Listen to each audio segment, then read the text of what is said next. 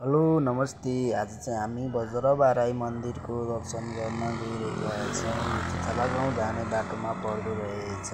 यहाँ चाहिँ चराचुरुङ्गीको नाम बोर्डको नाम लेखिएको रहेछ भने यहाँभित्र चाहिँ ठुलो पिकनिक स्पोटहरू रहेछन्।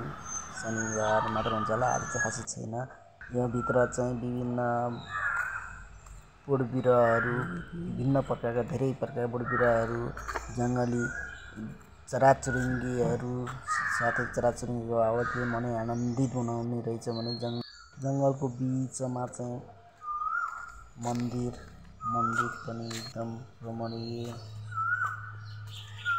सुन्दर, ऐतिहासिक रहेछ।